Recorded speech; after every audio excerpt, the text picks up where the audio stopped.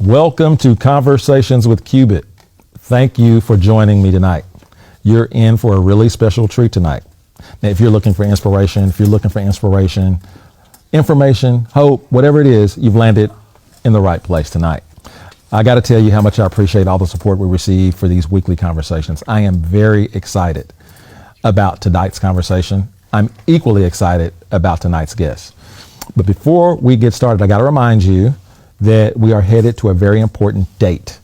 June 28th is the primary election, and all of us need to participate by doing a couple of different things. First, you just need to get out and vote. Second, you need to cast an informed vote by getting to know as much as you can about the candidates. And tonight is one of those opportunities.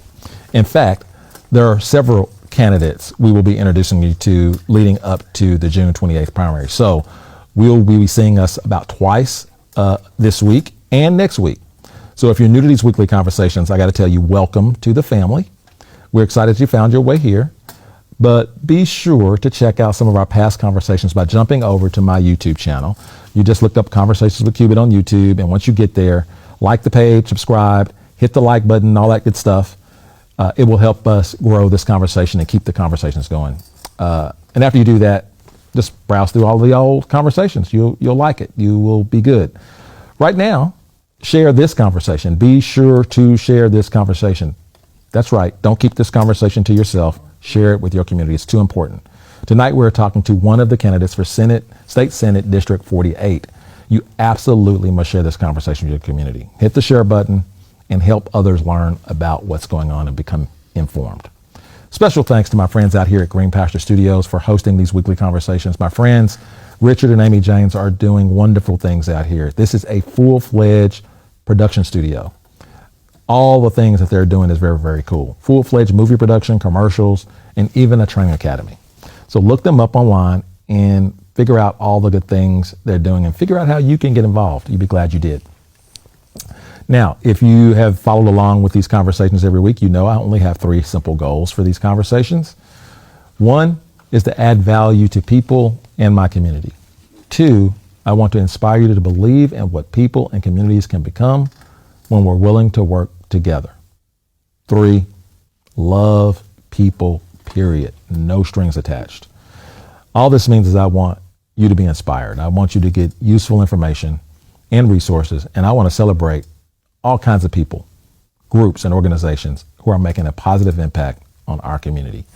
Every conversation will be about information, inspiration, and hope. Are you ready? I am. Let's get started. It's a great honor for me to introduce you to our guest tonight, Rico Smith. He is a local business owner, community organizer, and fourth generation resident of Oklahoma. Rico was the son of young parents who were in and out of state prison. This caused Rico to be raised primarily by both sets of grandparents. And being exposed firsthand to a deeply flawed justice system, Rico grew up with focus on how law could be used to change people's lives. This passion for law and justice inspired Rico to go to college, becoming the first male in his family to graduate after attending Oklahoma City Community College, and then on to the University of Oklahoma. In 2018, Rico received a master's degree from George Washington University School of Political Management. For nearly 3 years, Rico worked and studied in Washington, D.C. under prominent political professionals, both Republican and Democrat. Rico returned to Oklahoma from our nation's capital and maintains an active membership in Oklahoma City's chapter of A Phi A, Fraternity Incorporated. Don't start tripping. Don't go there. I know how that does people. And his home church for 3 generations, the Greater First Deliverance Temple. He volunteers with Meals on Wheels, Restore OKC, and Ebenezer's Baptist Church food giveaways, among many other organizations. I've had the opportunity to work with Rico out in the community, and I have had several conversations with him about politics in our state. And I can tell you he is well informed, and he has a ton of experience with community engagement. I am extremely happy he is here tonight to tell us more about him, who he is, his passions, his purpose. Please help me welcome virtually my man, Rico Smith, to Conversations with Cubit. Thank you so much for having me. This is not a big show, but we're going to act like it. You made it, man. You made it, right? How's it feel? You feel good? I feel good. I feel like I've arrived at this point. Well, that's the idea. We want to make it. We want to feel special because you are special. It takes a lot of guts to run. That didn't take guts to be on the show, but it takes a lot of guts to put your name on the ballot, and so I admire you for that. Before we get started, I have these little 15 questions. Okay. I've been asking every candidate, and the reason I ask these little 15 questions is because they're probably not that important to everybody else, but for me, it kind of helps me feel like me and the candidate align. Okay. Right. So you ready for these? They're rapid fire. There's no. I'm going to say there's no wrong answer, but to me, there's wrong answers. But okay. You ready? I'm ready. All right, here we go. What's worse for you, doing the dishes or doing the laundry? Laundry. See, you got it perfect. You nailed that question. All right.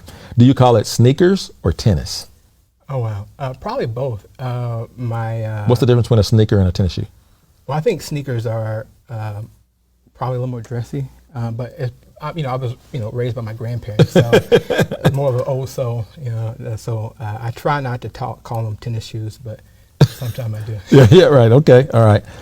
Phone call or text message? Probably phone call. Okay, all right. If you had the chance, is it good barbecue or good seafood? Which one?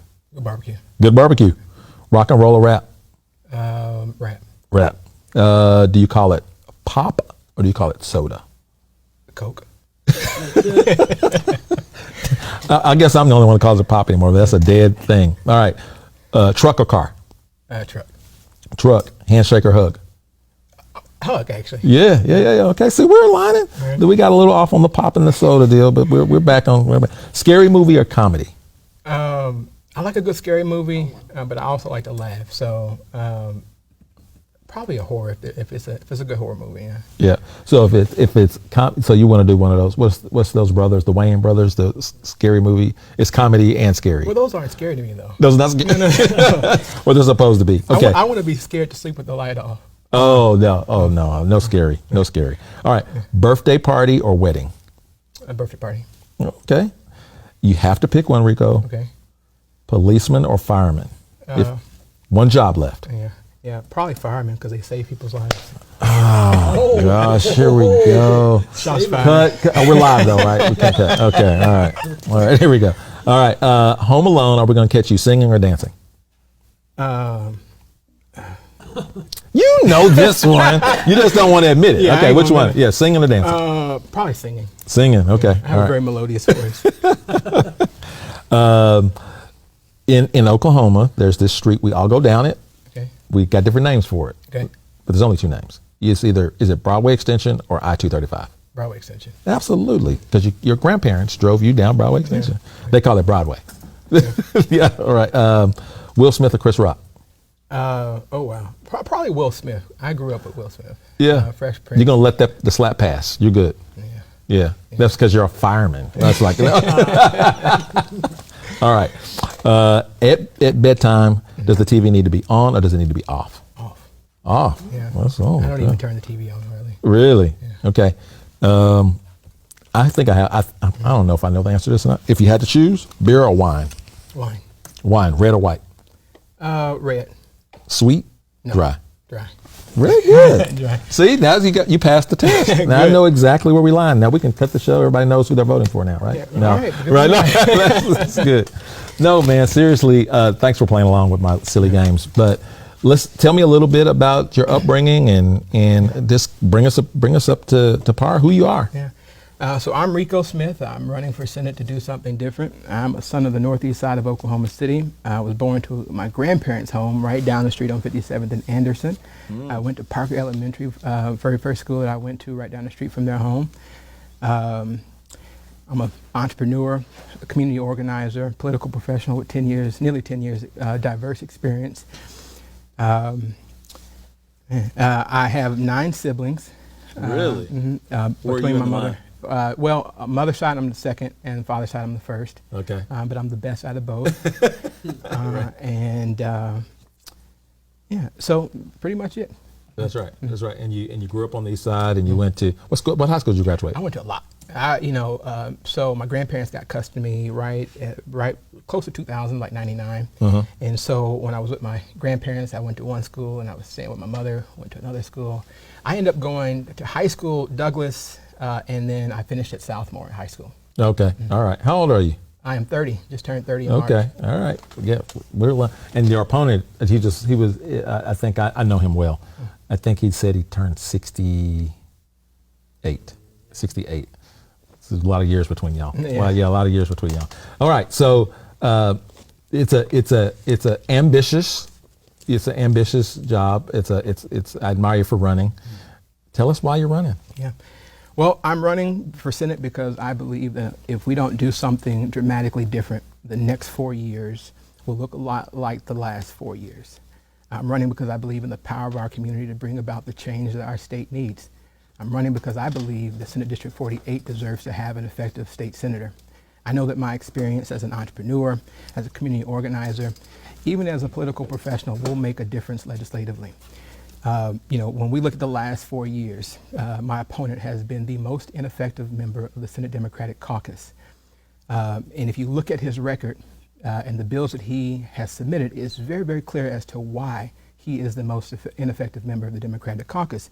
He's one of 2 members on the Democratic side who have served an entire term and have no meaningful bills passed out of the Oklahoma State Senate. I believe that we can do better. And if I'm elected, we will do better.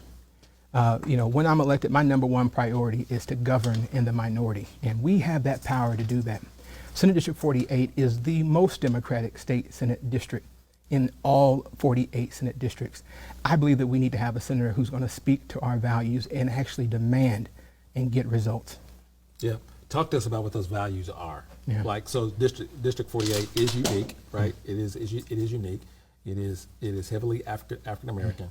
But what are the values as you talk to people in the district? Yeah. One, we have to do something about living wages.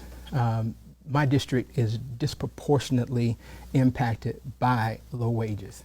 And as you know, for the last almost 18 years, Republicans have controlled the state legislature and government for the last 12 years.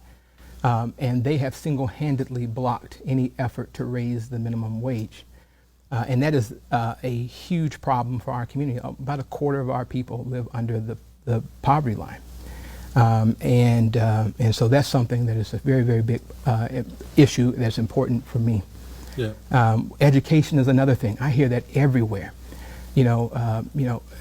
I think education statewide is an issue that Democrats have a hard time winning on. But being that this district is in, most of my schools in this district is in Oklahoma City Public School, the largest school district in the state, they have unique challenges that really no other school district has. And so a lot of our schools may not be up to par, both in terms of building, classroom sizes, and so much other things that makes our kids kind of fall back, not necessarily academically, but they have less of an opportunity to succeed on the same level as some of these other schools like Deer Creek and Edmond and Moore and Norman and other schools like that. So yeah, so that's living wage, that is the education, anything else? Oh yeah, there's a lot. Criminal justice is another thing. Yeah. Yeah. Right. So the controversies of this particular session, and I just want to ask you to speak on some of those and how you address them. But before we go to those controversies, let's talk about the Republican blocking of all the significant legislation that you were just talking about. How do you break through? Yeah. So there's this notion that because we are up against a supermajority, that Democrats can't get bills passed. That's so far from the truth. The fact of the matter is we have Democrats in the Senate who have 40 bills passed to their names. Like I said, Senator Young is one of 2 senators that has never passed a single meaningful bill out of the Oklahoma State Senate. But I do believe that there are ways for us to pass bills, especially when you consider, Republicans love business things. There's a lot of things that we can do to increase business. on the northeast side of Oklahoma City that I think can get passed out of the state legislature. But ultimately, if Republicans block my bill, especially when it comes down to minimum wage and other issues, I'm not going to keep refiling those bills and hoping that they get heard. I'm going to file an initiative petition, and I'm going to force a statewide vote because I believe our district has the power to do that. And so that's what I mean when I say we're going to force statewide votes. Right.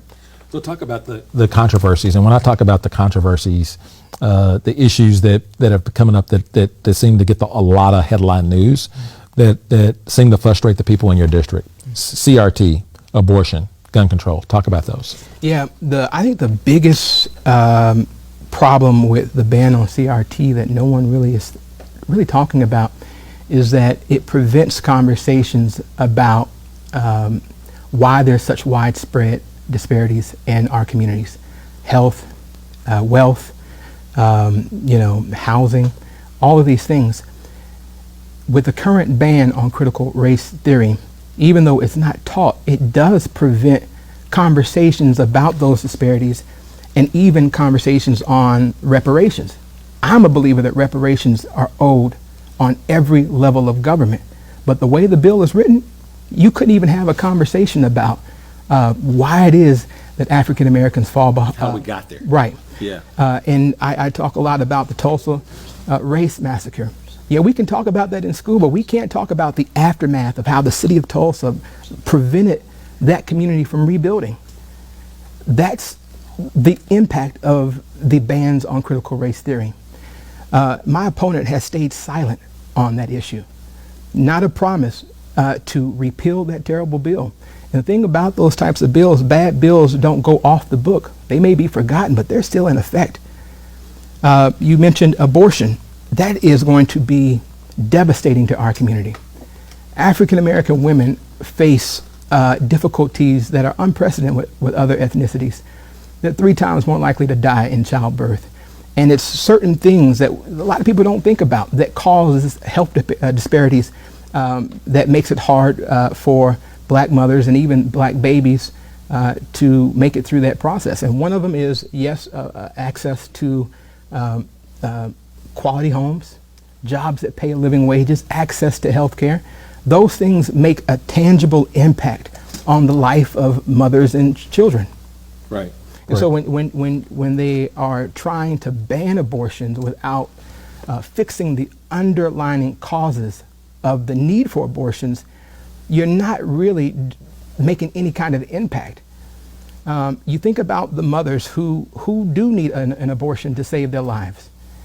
They're not going to be able to get one here because, even though maybe in the life of a mother it's allowed, what clinics are going to stay open for that 1 in 100 or whatever the case may be? There's just not a viable solution. And so they're going to have to go out to other states, which at this point, you got the whole country almost trying to go to these states where abortion is legal to get the services that they really should be able to get in their own home state. Yeah. What are we going to do with what we're bracing ourselves for Roe v. Wade to be repealed? What are we going to do in Oklahoma? What is the Senate district? What are we going to do should that happen? What's the plan? Yeah, Dr. King said, whenever you straighten your back up, you're going somewhere because a man cannot ride your back unless it is bent. Democrats needs to stand up. They all need to organize. Our entire caucus needs to organize a referendum, an initiative petition. I believe Oklahoma is not as conservative as a lot of these Republicans try to make us seem. And I think this year you're going to see it. Every year, even when we've had poorly funded candidates for governor, we've gotten about 40% consistently. That's a lot different from what you see in the legislature. And so Oklahoma is not as red as a lot of people try to make us seem. And so I believe that if we put these issues on the ballot, we're going to see a split in the Republican Party from what we see in the legislature and what we're going to see when the voters are able to choose for themselves. Because I don't believe that they want a total ban on abortion. Right. That's good to know. So again, we talked about the uniqueness of Senate District 48.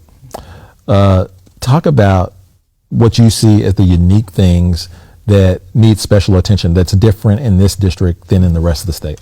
Yeah, I don't think that there's any unique needs per se. However, there is some issues where there's a greater emphasis to the need.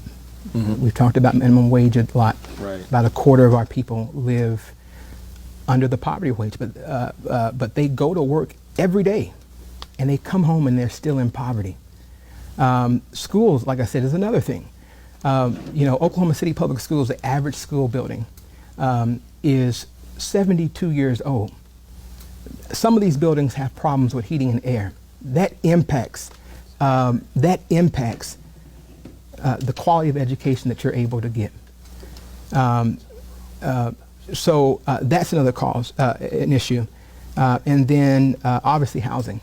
A large portion of people have to rent in this district because they don't have access to home ownership.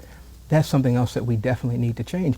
And what we've seen in these last 2 years is that, people are coming up in my neighborhood and buying houses for $10,000, $20,000, putting another $10,000, $20,000 and putting them on the market for $180,000. They're robbing this community of wealth, but then they're turning around and doing it again to the people who want to move back into the very own same communities. So it's a very, very big problem. Those are some things that I think the next state senator for Senate District 48 needs to be very, very active in solving. Right.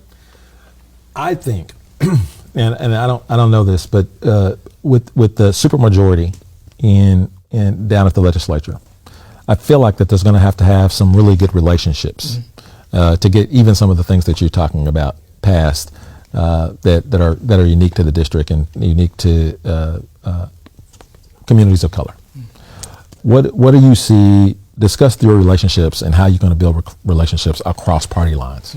Actually, some of my best friends are Republicans. In service now?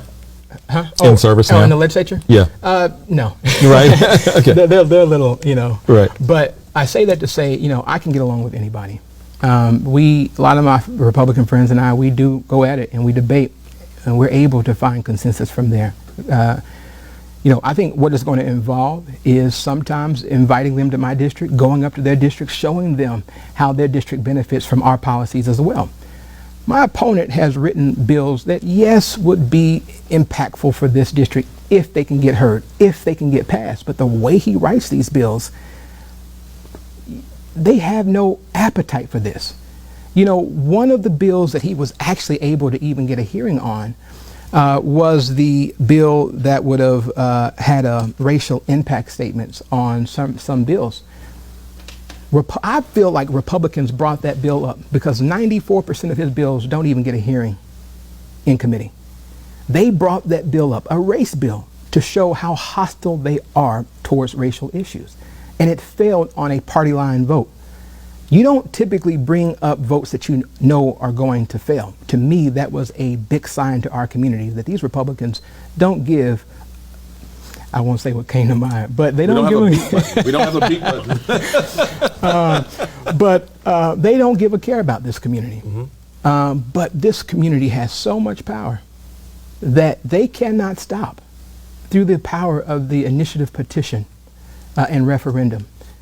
And I'm the only one in this race who has experience with issue campaigns. And so I'm going to use my experience to the benefit of Senate District 48. Oh, I got it. So talk to us about, you mentioned this before, criminal justice reform. What does it look like? How are you going to lead it? And what are some of your ideas about criminal justice reform in the state right now? Well, there's a few things that we can do.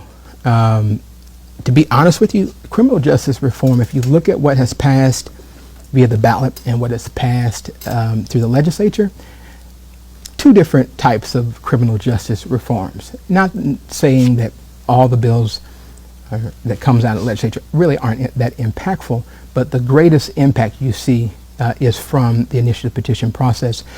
And so I'm not, too optimistic that every bill that I file on criminal justice is going to get a hearing or is going to get a vote. I believe that is one area that we're going to have to focus on the initiative petition process to get passed. But there are some things that I'd like to see in terms of criminal justice. One, we have to fix our prisons. They're inhumane. I think that we've got to first fund, if we want to talk about how to get our prison population smaller, we have to invest early. That starts with education. Mm-hmm. I think preschool, and it goes all the way through college. They say education is a gateway out of poverty, and it's true. If you look at the records, it would suggest that the higher education that you get, the less likely you are to go to prison. And that is also correlated to the type of jobs that you can get. And so it would seem like if you want to reduce the prison population, the first thing that you would do is make sure that people have a quality education from preschool all the way up through college, no matter where you live at in the state of Oklahoma. The second thing to do is focus on the quality of life. Once again, jobs, housing, healthcare, safe neighborhoods, and more. And then the third thing I think that we can do in terms of criminal justice reform is make sure that there are services behind the wall. Mental health, education. The ideal is that when you go to prison, you get better. That should be the ideal, not get worse.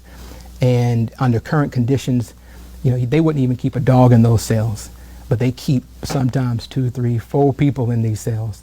That does not make a great impact on somebody's mental health capacities. And so I think that we've got to focus on services behind the wall, and you should be able to get a college education behind the walls of prison. And that's going to be incredibly impactful in seeing recidivism rates drop, which is a very, very big problem in Oklahoma. And so I think that's how we focus on criminal justice reform. What are you going to do about how do we address the racial disparity in this criminal justice system? It's huge. Yeah. African Americans are less than 10%, but a quarter of our prison population. One of the things that we have to do is we need to be intentional about this in terms of criminal justice reform is the term is restorative justice. We have to be intentional about that. There are still people in prison who have marijuana related charges. We got to let them out. It's past time for that. You check the records. Another thing is we can do is African Americans go to jail for longer than our white counterparts for nonviolent crimes versus violent crimes for them. That's a big problem. We have to be intentional about how we are allowing prosecutors to stack charges against people. It's cruel, the amount of prosecutorial discretion that a lot of prosecutors have in Oklahoma. Yeah.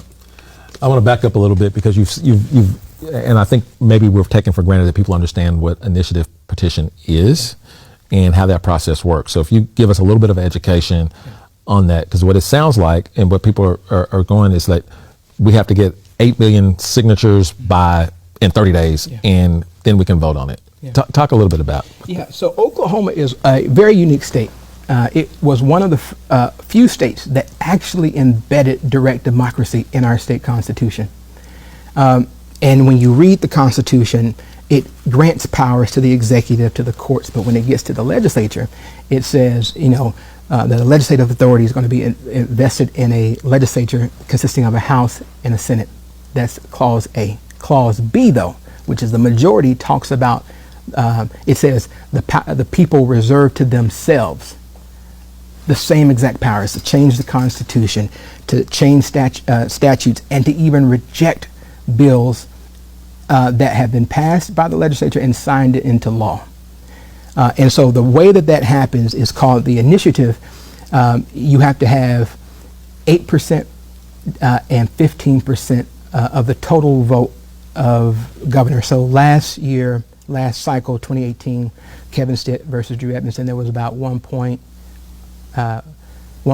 shy of 1.2 million voters that cast a vote. So to change the Constitution, you need 175,000 signatures of registered voters.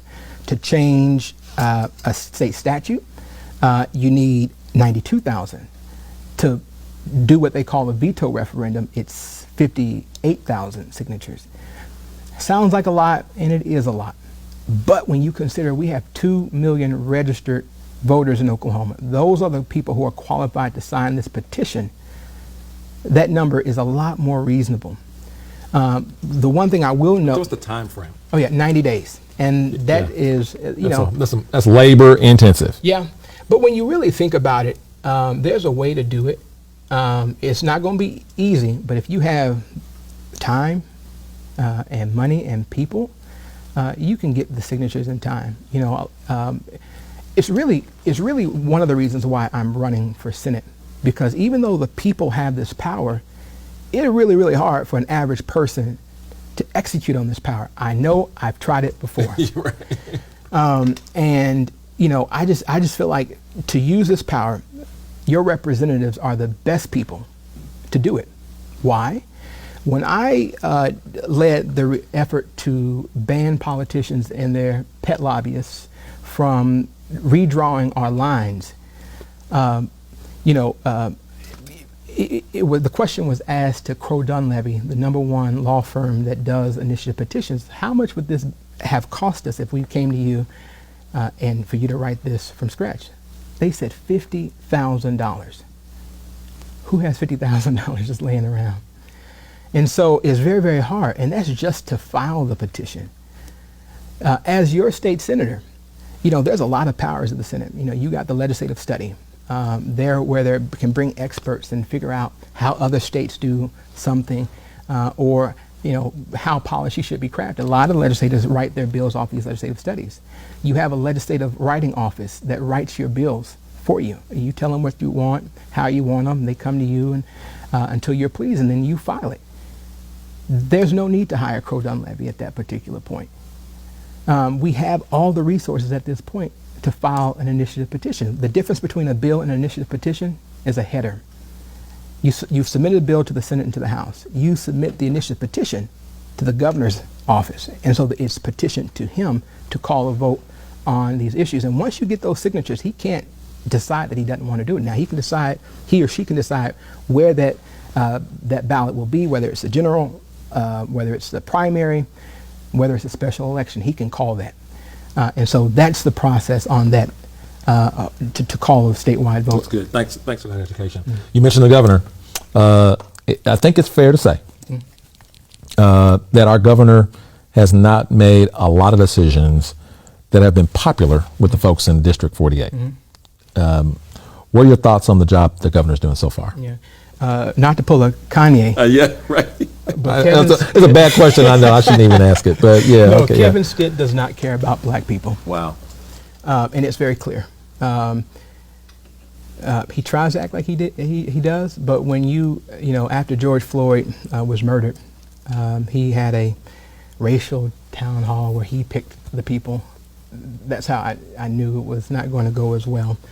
But he wanted to claim, he wanted to kind of bridge those gaps. But when you look at what he's done, it was said that when Reverend Reed and all those other people went to him and asked him to veto, I think it was the critical race theory bill, he looked at them and said, "I don't see nothing wrong with it." This community had told him what was wrong with it. He said he wanted to listen to this community, and he didn't. When he was getting ready to kill Julius Jones, he wouldn't even listen to this same community.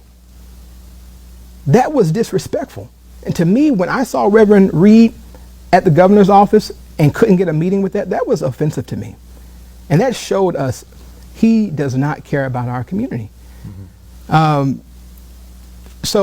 You know, I think Senate District 48, in addition to other areas of this state, can help make Kevin Stitt a one-term governor, but we have to turn out and vote. Yeah, that's good. Man, I appreciate getting to know you a little bit more. We haven't had an in-depth conversation like this, and we need to have more. I'm learning a little bit. Thanks for the education, too. This is your opportunity. This is your camera right here.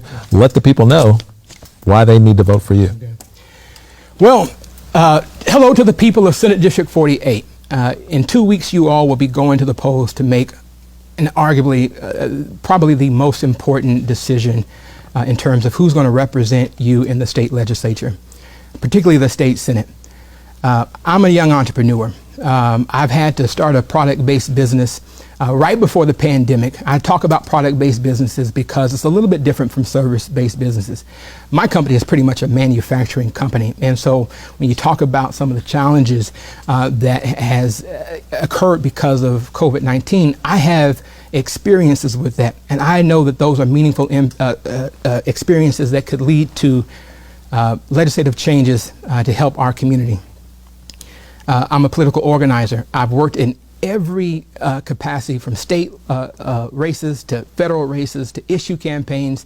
I've worked in campaigns and organizations all across this country, and if there's one thing that I learned over the last 10 years, is how to organize, how to fight, how to win, and how to get results for the people of Senate District 48.